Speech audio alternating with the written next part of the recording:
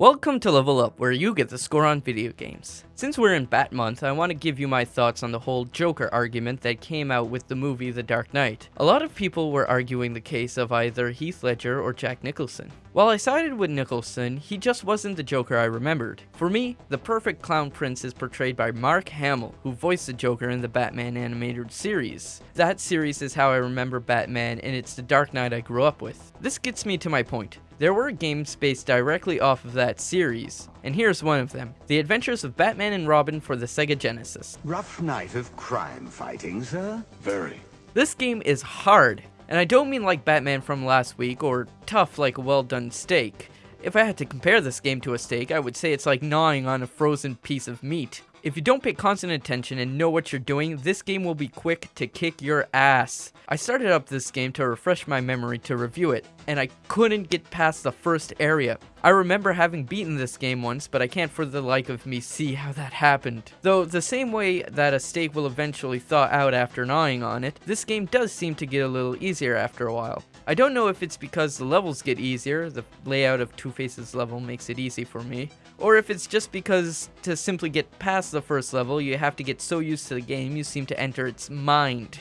All this just to warn you, this is a hard game with no way to really make it any easier, so better get ready. Oh, Batsy! Stop shooting, you lunatic! This game is what's described as a run-and-gun game. It would be very easy to make a platform or brawler game based on Batman, so this decision really stands out. Considering Batman doesn't use any actual guns, it seems weird to have something that seems quite similar to Contra. What makes it even weirder is that Konami, makers of Contra, actually handled the SNES Adventures of Batman and Robin title, which was more of a platform brawler based game, while this version was published by Sega. Am I just looking too much into this? Right, gameplay. Basically move from left to right, taking out bad guys, mostly by throwing these weapons. You have to stand still to fire, but you can shoot in 8 different directions. You have 3 categories of weapons, and although there are more technical terms for them, I just call them red, green, and blue, since those are the colors representing them. As you upgrade each one, you'll notice they each do something different. Though I could elaborate on what it is they do, I'd rather explain to you how to make your attack stronger. Let's say you start off with the red power, since you do, and you see a weapon icon. If you collect it while it's red, then your power will go up. However, if you collect it while it's blue or green, then the power level stays the same. You just change weapons. Basically, try to collect the same color to stay as powerful as possible. I will always remember you, forever young, forever beautiful. This game looks amazing. Quite frankly, it's the backgrounds. They are well handled, multi-layered, and perfectly colored to suit the feel of the show. Though I have a problem with the character sprites. They're just too small. Although you can make out who all the characters are, I feel as though there isn't enough definition to them and they look a little faceless. The music is also really good. Probably not as good as the NES Batman game from last week, or even close to the Danny Elfman works, but suits this game just fine. It has a certain excitement yet mysteriousness to it that just says, Batman run and gun game.